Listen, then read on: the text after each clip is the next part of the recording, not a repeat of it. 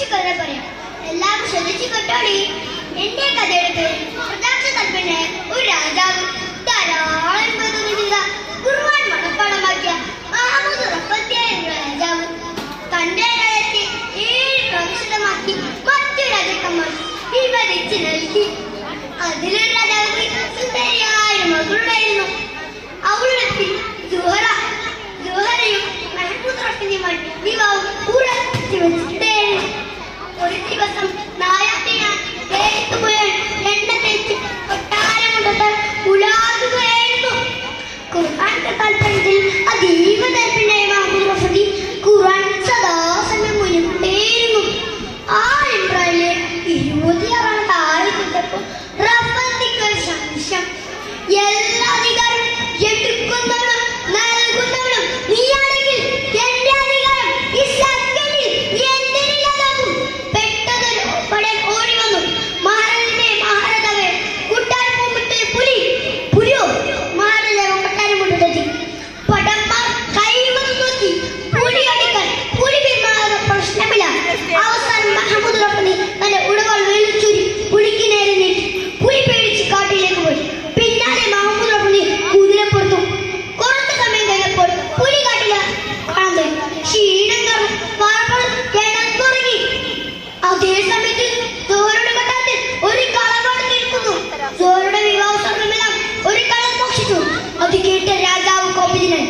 ആളുടെ മുതലകം കള്ളിനെ ഹാജരാക്കി. പട്ടന്മാർ നാടാകെ തിരിഞ്ഞു. പക്ഷെ കള്ളനെ കിട്ടിയില്ല. അവസാനം തല പോകുന്നു പറഞ്ഞ് അവർ കാട്ടിലേക്ക് പോയി. ഒരു സ്ഥലം പുറപ്പെട്ട് ഉറങ്ങുന്നത് കണ്ടു. കള്ളനാണെന്ന് കരുതി മഹമൂദ് റഫത്തിയെ പിടിച്ചു കെട്ടി കൊട്ടാരത്തിലിട്ടു. ആരും വളരെ വിചാരണ ചെയ്തു. ചെണ്ടുകൈകൾ മുറിച്ചു മാറ്റി വേദന കൊണ്ട് മധുരമുള്ള സ്വരത്തിൽ തലകരയുന്നു. ഖുർആൻ പാരായണം ചെയ്യുകയായിരുന്നു മഹമൂദ് റഫത്തി. തന്റെ ഉസ്താദായി കിട്ടാൻ ആഗ്രഹിച്ചു. തന്റെ ഭാവി വേണ്ടത് ഖുർആൻ ക്ലാസ് ആരംഭിച്ചു. ഒരു ദിവസം ഖുർആൻ ക്ലാസ് നടന്നുകൊണ്ടേയിരിക്കെ 6-ാം സൂറത്തിലെ 26-ാമത്തെ ആയത്തെത്തിയപ്പോൾ ഉസ്താദ് മോദിക്കെട്ടി വീഴും. കാര്യം അന്വേഷിച്ചപ്പോഴാണ് അത് മഹമൂദ് റഫത്തിയാണ് നടന്നത്. ഒരു കള്ളനെ തന്റെ ഭർത്താവായി കിട്ടില്ലെന്നറിഞ്ഞത് ഒരു പ്രാണി പോലെ അഭിനയിച്ചു. കള്ളനെ ഭർത്താവായി കിട്ടാൻ വാശി പിടിക്കുകയും ചെയ്തു.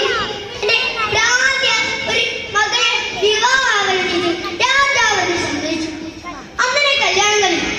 അന്ന് രാത്രി താൻ ചെയ്ത പാപത്തിനടുത്ത് മനമുറുക്കി സ്ഥാപിക്കുകയായിരുന്നു മഹമൂദ് റഫത്തി. താൻ ചെയ്ത പാപത്തിനടുത്ത് കഴിഞ്ഞുകൊണ്ടേയിരുന്നു. അന്ന് രാത്രി മഹമൂദ് റഫത്തി ഉറങ്ങുമ്പോൾ സ്വപ്നത്തിൽ മുത്തുനബി കിനാവിൽ വന്നു. മുത്തുനബിയോട് തന്നെ വിഷമങ്ങളെല്ലാം പറഞ്ഞു. മുത്തുനബി മഹാനും തിരുനബിയുടെ തിരുസ്പർശനം കിട്ടുന്നു. കൈകളെല്ലാം പഴയപ്പത്തിലായി. ഇതൊരാളെന്ന് മറ്റൊരാളെത്തി. കൊട്ടാരം പോയി ഈ വാർത്ത പടർന്നു. അത് മഹമൂദ് റഫത്തിയാണെന്ന് അറിഞ്ഞ രാജാവ് ആദ്യത്തിന്റെ കാൽ കഴിഞ്ഞു. രാജൻ എന്നോടല്ലേ അറിയാതെ ഞാൻ രക്ഷിത പോയ അല്ലാഹുവിനോട് അതിലുള്ള ശിക്ഷയാണ് ലഭിച്ചത്.